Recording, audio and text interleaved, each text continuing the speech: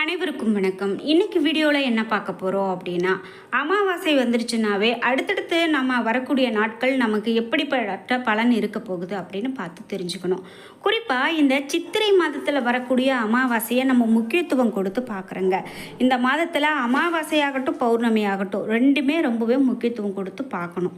ஏன்னா இதுக்கு பின்னாடி வரக்கூடிய நாட்களில் கண்டிப்பாக இந்த வருடம் முழுவதுமே இந்த மாதிரியான பலன்கள் உங்களுக்கு மாற்றத்தை கொடுக்கும் அப்படின்னு ஒவ்வொரு ராசிக்காரர்களுக்கும் சொல்லலாம்.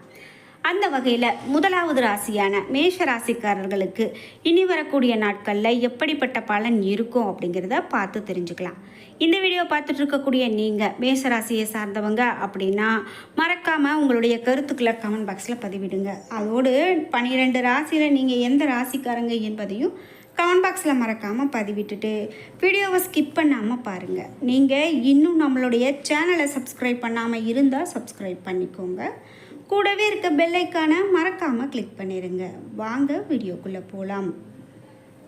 மேஷராசிக்காரர்களுக்கு எப்படிப்பட்ட பலன் அப்படின்னு பார்க்கும்போது, எந்த நிலை வந்தாலும் அதற்காக சோர்ந்து போகாமல் வாழ்ந்து வரக்கூடிய இந்த ராசிக்காரர்களுக்கு இந்த வந்திருக்கக்கூடிய சித்திரை மாதத்தில் அமாவாசைக்கு பிறகு நிறைய மாற்றங்கள் ஏற்படுத்தும் அப்படின்னு சொல்லப்படுதுங்க. அதில் குறிப்பாக ஏப்ரல் 26 முதல் பூர்வ புண்ணிய ஸ்தானத்தில் சஞ்சரிக்க இருக்கிறார் கேது அப்படின்னு சொல்லலாம். இதே போல் இந்த மாத கடைசியில் மங்களகாரகன் குரு பகவானும் 3இல் சஞ்சரிக்க இருக்கிறார் அப்படின்னு சொல்லலாம். மேலும் இந்த நிலையில் இதுவரைக்கும் நீங்கள் அடைந்த பலன்களில் மாற்றம் இருக்கும். குடும்பத்தில் எதிர்பாராத சங்கடங்கள் ஏற்படலாம். அதே போல் ஷேர் மார்க்கெட்டில் முன்பு கிடைத்தது போல் லாபம் கிடைக்காம போகலாம். உறவுகளோடு இடைவெளி அதிகரிக்கலாம். பிள்ளைகளை நினைத்து மனம் வருத்தம் அடையலாம். பூர்வீக சொத்தில் பிரச்சனை ஏற்படலாம். ஆனாலும் லாபஸ்தானத்தில் சனி பகவானும் ஏப்ரல் 26 முதல் ராகுவும் உங்களுடைய நிலையை உயர்த்துவார் அப்படின்னு சொல்லப்படுது. பணவரவை அதிகரிப்பார். வியாபாரத்தில் முன்னேற்றத்தை ஏற்படுத்துவார். ஓய்வின்றி நீங்கள் உழைக்கிறதுக்கான காலகட்டமாக இந்த காலகட்டம் இருக்குங்க. ஏப்ரல் 17 முதல் அதிர்ஷ்டக்காரகனாகிய சுக்கிரன் வக்ர நிவர்த்தி அடைகிறதால மனதில் நிம்மதி உண்டாகும். எதிர்பார்ப்பு பூர்த்தியாகும். பொன் பொருள் சேரக்கூடிய காலகட்டமாக இருக்க போகுது. பணப்புழக்கம் உங்களுக்கு அதிகரிக்கும். தொட்டதெல்லாம் லாபத்தை பெறக்கூடியதாக இருக்கும் அப்படின்னு சொல்லலாங்க. அரசியல் அப்படின்னு பார்த்திங்கன்னா அரசியல்வாதிகள் பணியாளர்கள் செல்வாக்கு உயரும். கலைஞர்களுக்கு புதிய ஒப்பந்தம் கிடைக்கும். மாணவர்களுடைய கனவு நனவாகும். விவசாயிகளுக்கு எதிர்பார்த்த வருமானம் கண்டிப்பாக வரும். எந்த விதமான பிரச்சனை ஏற்பட்டாலும் அதிலிருந்து உங்களால் விடுபடக்கூடிய காலகட்டம் இந்த காலகட்டம் அப்படின்னு சொல்லப்படுது. மேலும் உங்களுக்கு சந்திராஷ்டமம் எப்போ வருது அப்படின்னு நீங்கள் பார்த்து கண்டிப்பாக அந்த நாளில் நிதானமாகவும் அமைதியாகவும் இருக்க வேண்டும் அப்படின்னு எச்சரிக்கை சொல்கிறாங்க. இதே போல் உங்களுக்கு பரிகாரமாக என்ன சொல்லப்படுது அப்படின்னா, கற்பக விநாயகரை நீங்கள் வழிபட மிக மிக நன்மை கிடைக்கும் அப்படின்னு சொல்லலாங்க.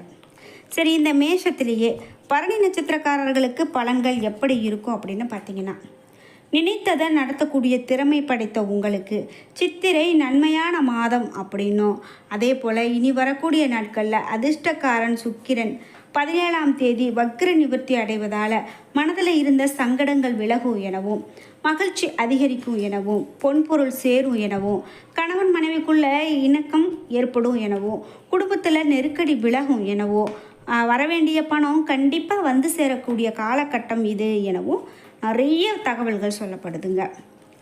11இல் சஞ்சரிக்கக்கூடிய சனியும் ஏப்ரல் 26 அங்கு சஞ்சரிக்க போகும் ராகுவும் போட்டி போட்டுக்கொண்டு நன்மைகளை தருவாங்க. தொழிலில் நல்ல ஒரு முன்னேற்றம் அடையக்கூடிய வாய்ப்பு இந்த ராசிக்காரர்களுக்கு இருக்குது. பணியில் இருந்த பிரச்சனைகள் முடிவிற்கு வரலாம். வெளிநாட்டு முயற்சி அப்படின்னு பார்க்கும்போது கண்டிப்பாக உங்களுக்கு சாதகமானதாக அமையும். மேலும் பணியில் இருந்த பிரச்சனைகள் முடிவுக்கு வரும் அப்படின்னு சொல்லப்படுது. உங்களுடைய நோக்கங்கள் வெற்றி அடையும். சிறிய முதலீட்டிலும் நிறைய லாபம் காணக்கூடிய காலகட்டம் இது அப்படின்னு சொல்லலாங்க. பிறருடைய தவறுகளை நீங்கள் கண்டுபிடித்து தட்டி கேட்கக்கூடிய காலகட்டம் இது அப்படின்னு சொல்லலாம். வெளி வட்டாரத்தில் உங்களுக்கு செல்வாக்கு உயரும். வீடு மனை வாகனம் என்ற கனவு நனவாகக்கூடிய காலகட்டம். இருந்தாலும் ஜென்மராசிக்குள்ள சூரியனும் 4இல் செவ்வாயும் 8ஆம் இடத்தில் சனியும் பார்க்கறதால அலைச்சல் உழைப்பு அதிகரிக்கும் அப்படின்னு சொல்லலாம். உடல் பாதிப்பு தோன்றும். ஏப்ரல் 26 முதல் 5இல் சஞ்சரிக்கக்கூடிய கேதுவால் உறவினர் வழியில் சங்கடம் உண்டாகும். சிலருக்கு காதல் ஏற்படும். பூர்வீக சொத்தில் பிரச்சனை உண்டாகும். பிள்ளைகள் பற்றிய பயம் கண்டிப்பாக உங்களுக்கு உண்டாகும். மாணவர்கள் உயர்கல்விக்காக விடாமுயற்சி செய்து நல்லபடியாக வருவாங்க. அரசியல்வாதிகளுக்கு தொண்டர்களுடைய பலம் கூடும். வியாபாரிகளுக்கு புதிய முயற்சி லாபத்தை கொடுக்கும். வயதானவர்கள் உடல்நிலையில் கூடுதல் கவனம் செலுத்துறது ரொம்பவே நல்லது. உங்களுக்கு பரிகாரமாக என்ன சொல்லப்படுது அப்படின்னா, லக்ஷ்மி நரசிம்மரை நீங்கள் வழிபட மிகப்பெரிய நன்மைகளை பெறுவீங்க அப்படின்னு சொல்லலாம். இதே போல் கார்த்திகை 1ஆம் பாதம் இவர்களுக்கு எப்படிப்பட்ட பலன் இருக்கும் அப்படின்னு பார்த்தீங்கன்னா, எந்த ஒன்றிலுமே தனித்துவத்துடன் செயல்பட்டு முன்னேற்றம் அடைவதற்கான வாய்ப்புகள் இருக்கும். உங்களுக்கு பிறக்கக்கூடிய இனி வரக்கூடிய இந்த நாட்கள் திட்டமிட்டு செயல்பட வேண்டிய நாட்களாக அமையும். ராசிநாதன் செவ்வாய் சுகஸ்தானத்திலும் சூரியன் ஜென்ம ராசிக்குள்ளும் சஞ்சாரம் செய்கிறதால உங்களுடைய செயல்களில் நல்ல ஒரு மாற்றங்கள் ஏற்படும். ஆனால் தடுமாற்றங்கள் வராமல் பார்த்துக்கிறது ரொம்ப நல்லது. உடல்நிலையில் சங்கடங்கள் என்று உங்களை பயமுறுத்தும். எடுத்த வேலைகளை முடிக்க முடியாமல் சங்கடப்படுவீங்க. மனதில் இனம் புரியாத குழப்பம் உண்டாகும். குடும்பத்தில் ஏதாவது ஒரு பிரச்சனை தலை எடுத்துக்கிட்டே இருக்கலாங்க. நிம்மதி அப்படின்னு பார்த்தீங்கன்னா கேள்விக்குறியாகத்தான் இருக்கும். பிள்ளைகளுக்காக முயற்சிகள் அதிகரித்து காணப்படும். மனம் அலைப்பாய தொடங்கும். என்றாலும் லாபஸ்தானத்திலும் சனியிலும் ஏப்ரல் 26 முதல் ராகுவாலும் பலம் பெறுவதால் எல்லாவற்றையும் சமாளித்திடக்கூடிய அளவிற்கு வருமானம் வரும். முடங்கி கிடந்த தொழில் கூட உங்களுக்கு மீண்டும் இயங்க ஆரம்பிக்கும் அப்படின்னு சொல்லக்கூடிய காலகட்டமாக இந்த காலகட்டம் இருக்க போகுதுங்க. வியாபாரம் செஞ்சிட்ருக்கேன், ஆனால் அதில் நல்ல ஒரு பலன் இல்லை, எப்போ பாரு பிரச்சனையாகவே இருக்குது அப்படின்னு யோசிக்கிறீங்களா? வியாபாரத்தில் கண்டிப்பாக நல்ல ஒரு லாபத்தை பெறக்கூடியதாக இருக்கும். இனிமேல் நீங்கள் அதை பற்றி பெருசாக எதுக்கும் பயப்பட வேண்டாம் அப்படின்னு சொல்லலாம். சரி, உங்களுக்கு வெளிவட்டாரத்தில் செல்வாக்கு உயரக்கூடியதாகவும் ஒரு சிலருக்கு புதிய ஒப்பந்தங்கள் கிடைக்கக்கூடியதாகவும் இருக்குங்க.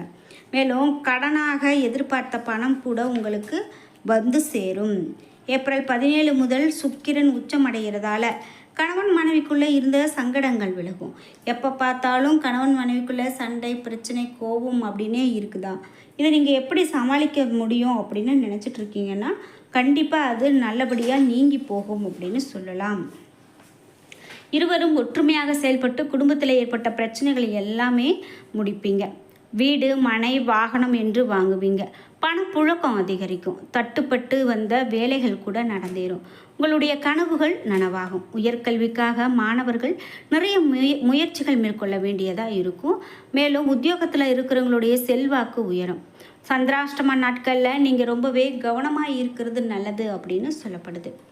மேலும் மேசராசிக்காரர்களுக்கு என்ன மாதிரியான பலன்கள்லாம் இருக்கும் அப்படின்னு பார்த்தீங்கன்னா, இனி வரக்கூடிய காலகட்டத்தில் உங்களுக்கு பண வரவு அவ்வப்போது இருந்துட்டு தான் இருக்கும். பண வரவு ரொம்ப அதிகமாகவும் இருக்காது, குறைவாகவும் இருக்காது. சேமிப்பும் உங்களுக்கு இருந்துகிட்டே இருக்கும். நீங்கள் எதற்கும் கவலைப்பட வேண்டாம். தொழில் அப்படின்னு பார்த்தீங்கன்னா, புதிய புதிய முயற்சிகள் நான் செய்கிறேன், எதுவுமே எனக்கு ஒத்து வரலை, பிரச்சனையாக இருக்குது அப்படின்லாம் நீங்கள் யோசிச்சுட்டு இருந்தீங்கன்னா, இனிமேல் வரக்கூடிய நாட்களில் அந்த தொழிலில் நல்ல ஒரு முயற்சி எடுத்து வெற்றி பெறக்கூடிய காலகட்டமாகவும் இருக்கும். மேலும் உங்களுக்கு தன்னம்பிக்கையோடு செயல்பட்டு பிறக்கக்கூடிய இனி வரக்கூடிய இந்த நாட்களில் நீங்கள் எல்லா முயற்சியிலையுமே வெற்றி பெற்று வருவீங்க அப்படின்னு சொல்லலாம். இது மட்டும் இல்லாமல் மேலும் உங்களுக்கு என்ன மாதிரியான பலன்கள்லாம் சொல்லப்படும் அப்படின்னு பார்த்தீங்கன்னா, குறிப்பிட்டு இந்த ராசிக்காரங்க நீங்கள் வழிபாடு செய்கிறீங்க அப்படின்னா நிச்சயமாக அந்த கடவுளுடைய வழிபாடு உங்களுக்கு நல்ல ஒரு மாற்றத்தை ஏற்படுத்தக்கூடியதாக தான் இருக்க போகுது. உங்களுக்கு பிடித்த கடவுளினுடைய வழிபாட்டை மேற்கொண்டுட்டு வாங்க. அதுவே உங்களுக்கு நல்லதொரு பலனை பெற்றுக் கொடுக்கும். என்ன நண்பர்களே, இன்றைக்கி வீடியோவில் அமாவாசைக்கு பிறகு இந்த விசுவாவசு வருடம் தொடங்கி வரக்கூடிய இந்த அமாவாசைக்கு பிறகு ஒவ்வொரு ராசிக்காரர்களுக்கும் எப்படிப்பட்ட பலன் அப்படின்னு பார்த்துட்ருக்கோம். அந்த வகையில் மேஷ ராசிக்காரர்களுக்கு இனிமே வரக்கூடிய இந்த வருடம் எப்படிப்பட்ட வருடமாக இருக்கும், அவர்கள் என்ன மாதிரியான பலன்களையெல்லாம் பெற போகிறாங்க அப்படிங்கிற எல்லா தகவலையும் நாம் இந்த ஒரு வீடியோவிலேயே பார்த்து தெரிஞ்சுக்கிட்டோம். இந்த வீடியோ கண்டிப்பாக உங்களுக்கு ரொம்ப பயனுள்ளதாகவும் பிடித்ததாகவும் இருந்திருக்கும். வீடியோ உங்களுக்கு பிடிச்சிருந்தா லைக் பண்ணுங்கள், ஷேர் பண்ணுங்கள், கமெண்ட் பண்ணுங்கள். நீங்கள் இன்னும் நம்மளுடைய சேனலை சப்ஸ்கிரைப் பண்ணாமல் இருந்தால் சப்ஸ்கிரைப் பண்ணிக்கோங்க. கூடவே இருக்க பெல்லைக்கான மறக்காமல் கிளிக் பண்ணிடுங்க. அப்போ தான் நாங்கள் போடுற இது போன்ற பயனுள்ள வீடியோக்கள் ஒவ்வொன்றும் உங்களுக்கு நோட்டிஃபிகேஷனாக வந்து சேர்ந்து கொண்டே இருக்கும். நன்றி வியூவர்ஸ்.